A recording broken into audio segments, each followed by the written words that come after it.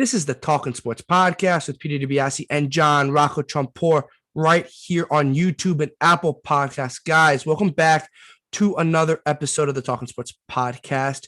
The reason you clicked on this episode, obviously, is because it's the Super Bowl 56 preview between the Cincinnati Bengals and the Los Angeles Rams. We're going to give you insight to both teams. We're going to break down both teams, break down the game, and give you our Super Bowl MVP and our Super Bowl winner at the end of the episode. Before we get into that, Jared has a quick message for you guys. Hey guys, if you're watching this, please subscribe. Really helps us. If you look at our channel, we just had the luxury of interviewing a former Super Bowl champion, QB Brad Johnson from the Tampa Bay Buccaneers. It was a great interview. Got to learn what it's like being in the Super Bowl, and especially as a quarterback, and especially winning a Super Bowl. He gets to explain his whole story. So please check that out. It's our most recent video. And don't forget to also follow us on Instagram and Twitter, where we're going to be releasing more content. We're going to be pinning out more polls and letting you know when a new video is released. So please follow us on that and hit the subscribe button. Yeah, guys, Instagram and Twitter are vital to make sure you know when our videos come up. Also, if you really want to know, put the notifications on for our YouTube channel. We usually don't ask people to do that, but if you honestly want to know exactly when the video drops, you can hit the notifications button for our YouTube channel and you'll get an alert when the video comes up. As well as always, like I said in the beginning, and Jared said, Apple Podcast is always an option. So if you're in the car, on the go, and you don't want to fire up your YouTube, you can just listen on Apple Podcasts, where you just do normal Apple Podcasts on your iPhone. So that is also a way to listen to us. But guys, Super Bowl preview. This is the biggest game in the sporting year. So every year, obviously, there's a Super Bowl, but it's just usually Super Bowl is the biggest game. It's the most watched game on television. It's the most talked about game. That's why there's 2 weeks from the AFC and NFC Championship leading up to the Super Bowl, because people want to talk about it. This year, we got the 4-seed Cincinnati Bengals against the 4-seed Los Angeles Rams. We got 2 4 seeds, but 2 division winners. Rams had high expectations going into the year. You had Matthew Stafford, and they added Von Miller and obviously Odell Beckham Jr. in the middle of the year. Obviously, this is Cincinnati Bengals, a little more of a Cinderella. Obviously, they're not a Cinderella because in the playoffs, because they were a 4 seed, so they're still a high seed, but they're a Cinderella based off their season. Not a lot of expectations, but they blew that through the water. So, guys, we're just going to start talking about it. And before you keep watching, drop a comment who you think you're going to win the Super Bowl. Is it going to be Joe Burrow and the Bengals, or is it going to be Matthew Stafford and the LA Rams? So drop a comment. We would love to see who you guys think. But JR, the Bengals, 24 points per game. We'll start with the Bengals. 24 points per game in the playoffs. They're averaging 88 yards on the ground. Passing yards about 249, almost 250, and a total of yards of a game for 337. That's the playoffs. On the flip side for the defense, 19.7 points per game they're allowing. They're allowing 127 yards on the ground, 243 yards to the air, and then a total of 371 yards per game. Joe Burrow, 4 touchdowns to 2 interceptions. So I want to start with Joe Burrow. I know he's been talked about how he's the savior. He's done great, but he only has 4 touchdowns to 2 interceptions in 3 games. That's not a lot of passing touchdowns in this day and age. Mm-hmm. Okay. So, So for Joe Burrow, I think it's more how he's facilitating the offense. Yes, he's playing really well. He has 2 really good receivers, T. Higgins and then rookie Jamar Chase, which I think that connection, no one really thought that connection was going to be like, oh, it's going to bring them to the Super Bowl in their first year. But it was a great pick and paid off. However, I think with Joe Burrow, it's how he doesn't get, like for the Chiefs game, for example, they were down and he didn't really get rattled, and he was able to help them, come back in the end, along with their defense. Defense was big on that. But for Joe Burrow, it's really, he kind of keeps like the whole team like, okay, we still win this game. He is never like, he never gets rattled, basically what I'm trying to say. And he really facilitates the game and takes it like through drives, and good play caller, that too. So yeah, I don't want to make you feel like I'm bashing Joe Burrow. That's not what I'm doing. Obviously, he led his team or he's one of the reasons his team is in the Super Bowl. I just want to it's just a glaring note on the stat wise that he hasn't been I want to say spectacular, if that's what I mean. He's been very good, been way above average, but he hasn't been great. And I think to win a Super Bowl, 90% of the time, you're going to have to be great. You're going to make a lot of great plays. He does have the weapons around him. Joe Mixon in the playoffs, 190 yards, averaging 3.7 yards on the ground. He does have a touchdown. Joe Mixon's also been, JR, a very vital guy out of the backfield receiving. We're going to stick to playoff stats or recent stats because regular season, you kind of toss out the window at this point. They really has no effect on what he has done in the playoffs. 13 catches, 106 yards. I think Joe Mixon's vital out of the backfield. What do you think? Yeah, what I consider Joe Mixon, he's more of like Joe Burrow's safety valve. Exactly. When he's getting pressured, just dump it off. And then Mixon's one of the best at making plays come from that. So, like you were saying, like Joe Burrow hasn't had to have like a Patrick Mahomes type of playoff run, but he does the right things, like dumping it off when there's no one else open. That's Joe Mixon. He's letting his players make plays to win the game. He's not necessarily going for 350 yards, 6 touchdowns. Like he's not like a Patrick Mahomes type of playoff run, but he's putting his team in the situations to get there. Yeah, and obviously if they win the Super, who gives a damn what his stats were? Yeah, like it doesn't. Exactly. I'm just saying, just because it takes into account the game and while we're analyzing it and making a prediction. I do understand what you're saying. Like if you look at the media, it's like, oh wow, Joe Burrow is playing amazing. Like but like he's just the face of the team, and he's making those plays. And yes, he's the flashiness, but it's not like you say, if you look at the media, you think he's like, oh, he's having a Patrick Mahomes type of playoffs. I understand what you're saying there. Like, yeah, you go into like First Take or any like show like that, like he's a top 5 quarterback in the NFL. No, I think Joe Burrow's had a great year. Win the Super. Who gives a damn what you're ranked as quarterback? But I'm just saying, like the talent on that offense is incredible. You have Joe Mixon, who's almost an all-pro running back. Jamar Chase, also really young too. Yeah, and Joe Burrow can get better. This is not like his peak. Like that. I hope this is not coming off like I'm bashing Joe Burrow. I love the kid. I had him. I posted on my personal Twitter account like maybe a little past the midseason, like a top 10 quarterbacks in the NFL, and had Joe Burrow 10. And all my comments like, you're wrong about Joe Burrow. And I was like, people were saying no, he's 10, and now people are like, he's top 5. He's great. I didn't see this coming, but I thought Joe Burrow's super talented, and I think he's not getting enough credit for what he's doing.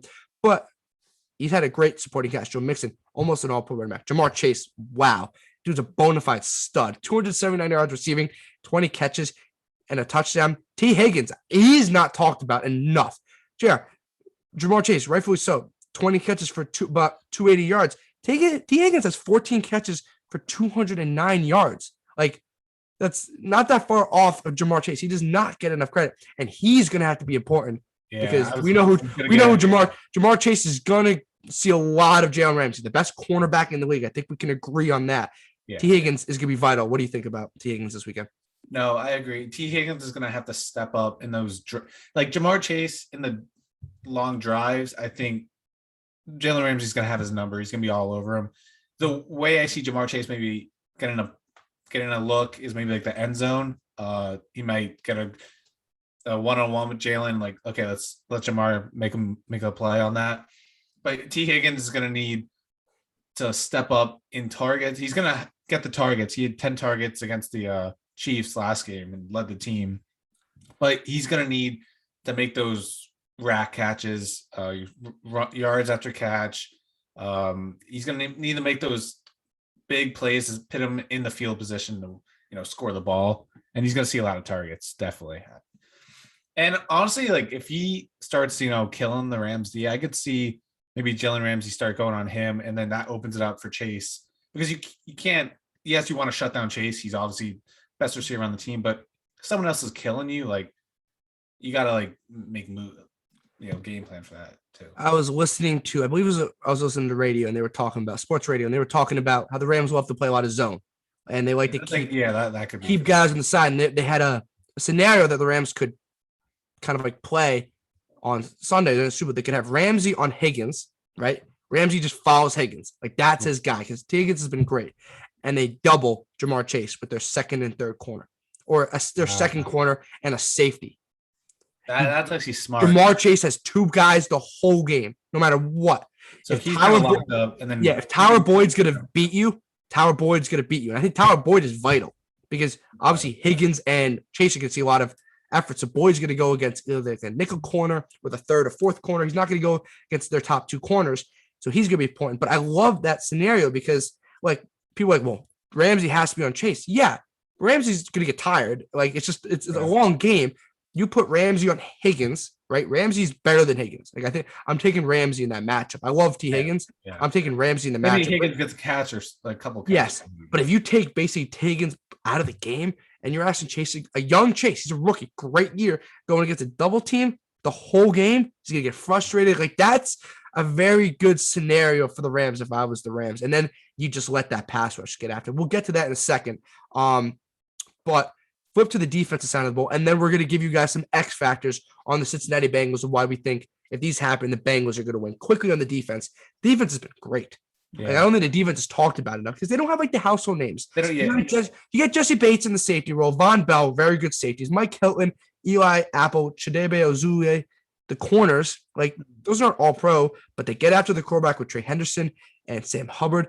Jared, I think the Bengals defense is going to be maybe more important than the offense. I was going to say that, and you named those two guys on the defensive line, Trey Hendrickson and Sam Hubbard. I think Sam Hubbard had 2 sacks against the Chiefs, and Trey Hendrickson had 1.5. But they don't even necessarily have to get sacks on Stafford. They're going to have to pressure him because Stafford, when he gets when he's in the pocket and he's not pressured, he has time. Like he's one of the most deadliest quarterbacks. So you saw it in the 49ers game. He was getting pressured, and they were doing terrible in the beginning, and he looked terrible. He did well at the end, but like throughout the game, he just wasn't looking good. But that's crucial because obviously you could put pressure on the quarterback, helps the secondary out. Because like you said, on the secondary, it's not like they don't have household names, but like it's a decent secondary, but no one like jumps off the board, and no one's playing like Jesse Bates maybe, but still, he's a solid safety, but he's not. I wouldn't say he's more. He could be one of the best in the leagues, I guess. But I get what you're saying. Yeah, you know what I'm saying. So like, Trey Hendrick and Sam Hubbard have to get at Stafford, basically. Well, yeah, and I think Chidebe Ozue, Mike Hilton, and Eli Apple have been great. I think I said his name right, but I think they've been great. But they're going up against Cooper Kupp, best receiver in the football statistically this year, and Odell, one of the most talented. Yeah, and Odell's been very good. Van Jefferson, you got Cam Akers, you got potentially Tyler Higbee. This is like what the best passing, one of the best top 5 passing offenses. Yeah, and I think it's gonna be a tough ask for the Bengals secondary to keep up with the. And they did a good job against the Chiefs in the second half. That first half was horrid. Yeah, but I don't know what maybe whatever they did works. Yeah, exactly. I don't know what clicked, but I agree. You're gonna have to get after the quarterback. I think that says for both teams. Like I think both teams. Whoever gets after the quarterback better might be a better, might have a better shot, and that's a lot of football games, right? Like the best secondary has the best pass rush. Exactly. You have the best. The thing about the Rams here, though, I think the Rams have the best chance at getting after the quarterback. Exactly. Agreed. I mean? Yeah. Well, yeah, you have Aaron Donald, and we can get to that in a second, and Von Miller. But like the Bengals, and I think. Look, you can have great corners. If they're covering all day, somebody's going to get open eventually. That's just how football works, and people are too talented not to get open. So you're going to have to get after the quarterback, and I think the Bengals are going to have to get after the quarterback. And I think, like you said, well, like you're getting at, but the first drive for the Rams, because Sean McVay's coming in with like a scripted, really good setup of plays. Mm-hmm. If they could kind of get after it early, get the plays all scrambled, get them all like messed up. That would be huge for the Bengals because Rams come out and score right away, kind of sets the tone for the rest of the game, which puts the Bengals at obviously a disadvantage. Before we go to the Rams side work, Jared, let's start with some X factors to why, if this happens, the Bengals can win the Super Bowl. I'll start with a quick one. My first X factor, offensive line. Look, Joe Burrow's been sacked 12 times in 3 games. That's 4 average per game. Look, that can't happen again. Joe Burrow cannot be sacked 4 times in this game. He's done a great job. He did a great job against the Chiefs, kind of escaping pockets. He's not like Josh Allen or Lamar Jackson running, but he was good at navigating the pocket, getting rid of the ball, and making another play, keeping the play alive. He made some crucial 3rd down runs. Yes, he did. Obviously, that's not his thing. Like he's not just like go and just break down. He doesn't have blazing speed. But I think offensive line is going to be very key for the Bengals. Yeah, I had that as well. Protect Burrow. And then I also we kind of got at it earlier, T. Higgins. But we could also put Tyler Boyd in that conversation too, if say they go with that game plan with the zone or double teaming Chase and putting Ramsey on Higgins, but they need a second receiver or a second option outside of Chase this game. I think T. Higgins could be that unless Ramsey goes on him. But maybe if Tyler Boyd can get his name out there and get targets and catch the ball and make plays, that's the X factor as well too. So just a second receiver outside of Chase, step up. Agreed. Another one for me. The Bengals have been great kicking the field goals. Evan McPherson, 41 points, 12 for 12 field goals so far in 3 playoff games, but you cannot rely on that. Mm-hmm. The Rams have too much of a Rams have too much of an opponent offense to kind of rely on the Bengals. Like the Bengals, it's like the Chiefs. Like you can't rely on field goals because you're afraid. Obviously, the Rams are going to go down and score a touchdown. So can't rely on field goals for me for the Bengals. You can take them, obviously, but when you get in the goal line situations or red zone, you got to capitalize. You got to get touchdowns. Agreed. Another X factor that we haven't really talked about, CJ Uzama. I believe he's playing this game. All the reports came out. I don't know how healthy he'll be because I think he sprained his MCL. I don't know what kind of injury that is, but he's been saying, I feel great. I'm playing. He could be an X factor, like I was saying, as another receiver outside of that. So I forgot to put his name out there. If he could make plays, because he's been great throughout the whole year, because he's going against the linebackers usually. So if he could make plays, maybe get a touchdown, that'd be huge because he's one of Joe Burrow's favorite targets. I agreed. I think I wrote CJ Uzama down as well. I also wrote down T. Higgins. I have one final X factor. It cannot let Cooper Kupp beat you. Well, Cooper Kupp can get his stuff and he can do everything, but you cannot walk away from this game and Cooper Kupp had 200 yards and 2 touchdowns. Because you lost if that happened. You cannot let Cooper Kupp beat you. And I think this goes for both teams. You cannot let Jamar Chase beat you, and you cannot let Cooper Kupp beat you. If T. Higgins, Tyler Boyd, or Van Jefferson and Odell are gonna beat you, well, I get it. It might happen. It's not obviously the end of what you lost the Super Bowl, but you cannot let Cooper Kupp beat you if the Bengals. And you also, one final thing, have to get after Matthew Stafford. Make his life as miserable as you can. Especially, I kind of named Sam Hubbard and Trey Hendrickson on that one. They have to, because they've been playing great all playoffs. They can just do one more game, get after Matthew Stafford. If you get 4 sacks on Matthew, that's huge, and that sets you up for a win, basically. Is there anything else we got on the Bengals, or can we flip to the Rams? I'll just finally say maybe Joe Mixon, if he could get over 80 yards, kind of establish that run. They did that really well against the Chiefs. At the end of the game, Joe Mixon was killing them. Kind of basically said you lost. So Joe Mixon, it's going to be huge, especially like we just said with those safety catches, safety net. If he could just have a great game, get like 8+ catches, 80 yards, they're on pace for a win. That's I agree. Flip over to the Rams side. Just a couple quick stats like I gave you for the Bengals, I gave you for the Rams guys. Also comment down below if you haven't already, if you want to anything about the Bengals you think is an X factor or stuff, or if you guys skip to this part of the video, comment down who you think is going to win the Super Bowl, either Rams or the Bengals.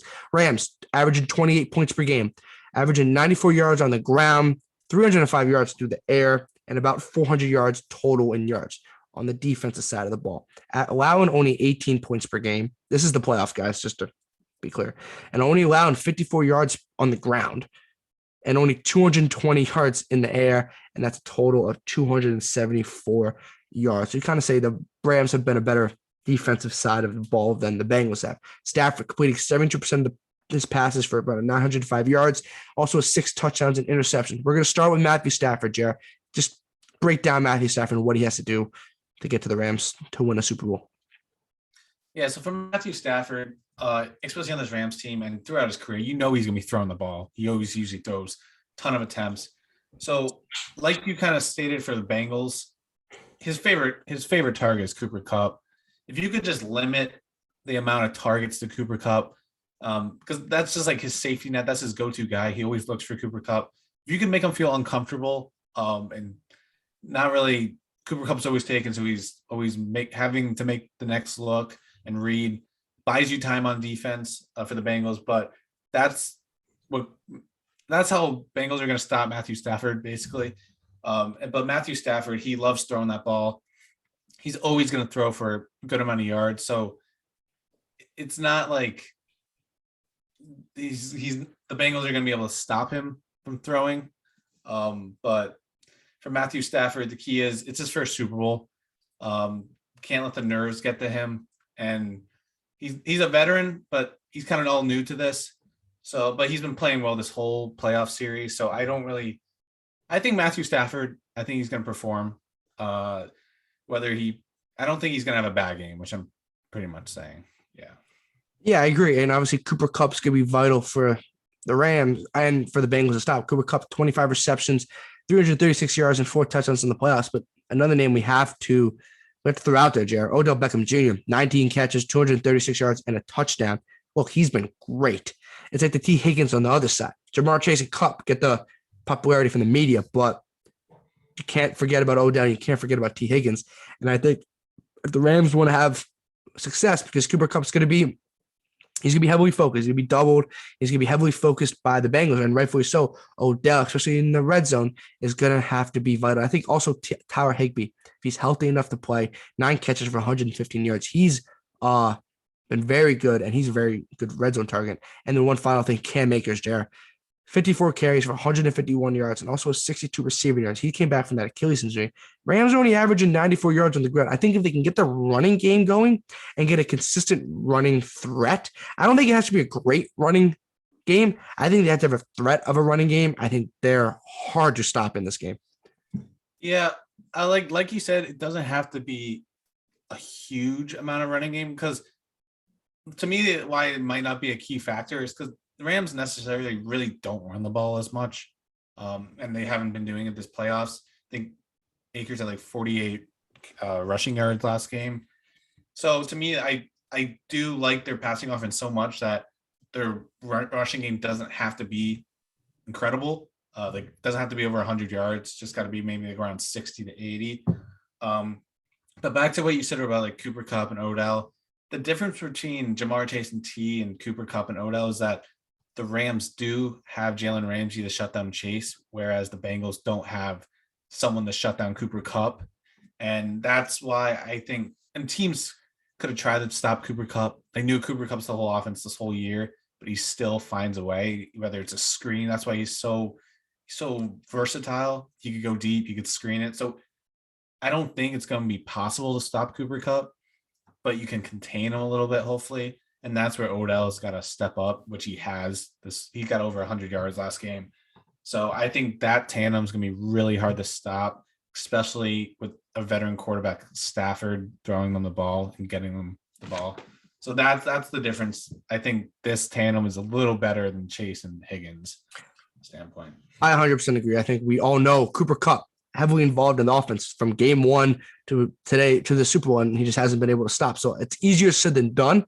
Obviously, the Bengals are going to have a game plan. They're going to have a situation, but it's going to be tough. I think Cam Akers and Sony Michel are super important, and I think Cam Akers out of the backfield, like Joe Mixon's out of the backfield, give another option to Stafford. And I didn't write him down, but Van Jefferson, that third option for the Rams, he's been good. He had a touchdown. Like I believe he was against the Cardinals in that route in the wild card weekend, but he's vital for the Rams.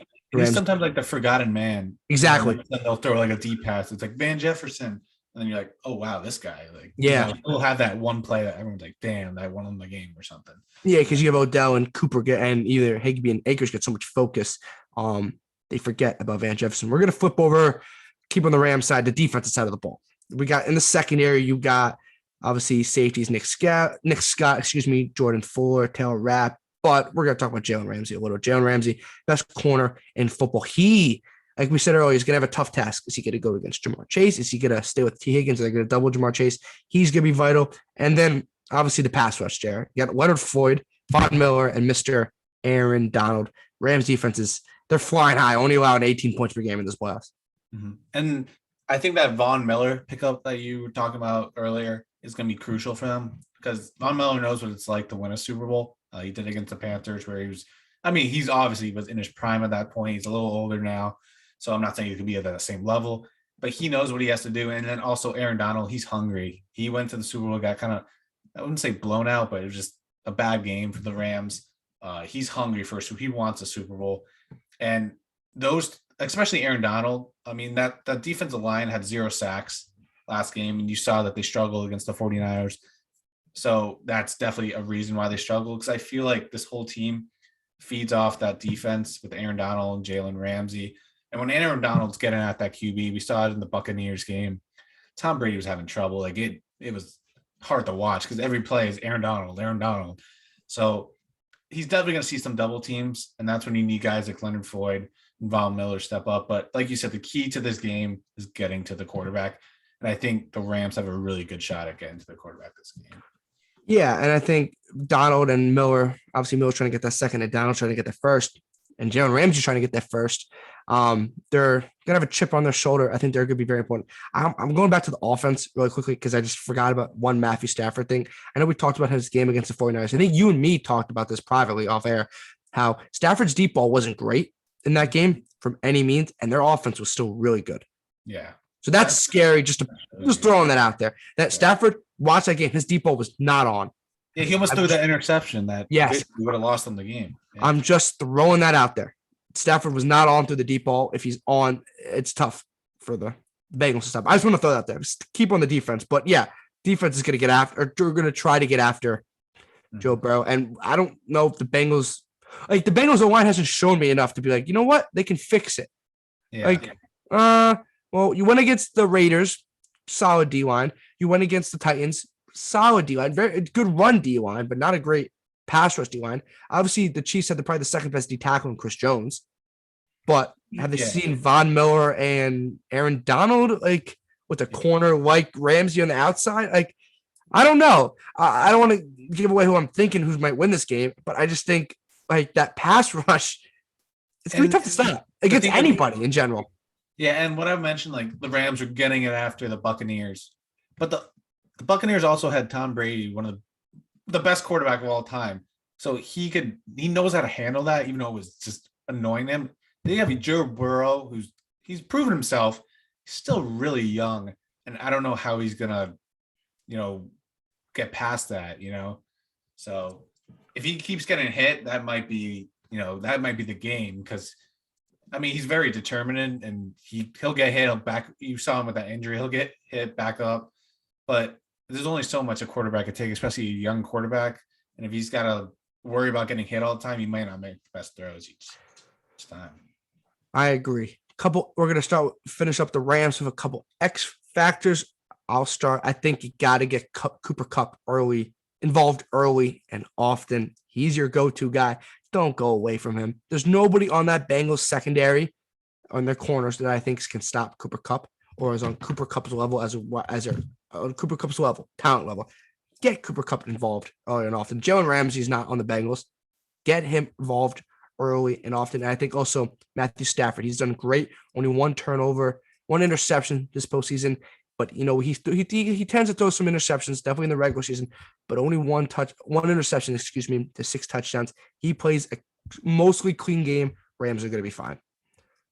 Yeah, so my X factor is not anyone in particular, but as a unit, that Rams defense, I think that's the best. To me, that's, if not top 2, but the best defense in football when they're playing at their best. And I just want to bring a stat for the 49ers game. They did not let up a single yard in the last 12 minutes of the game.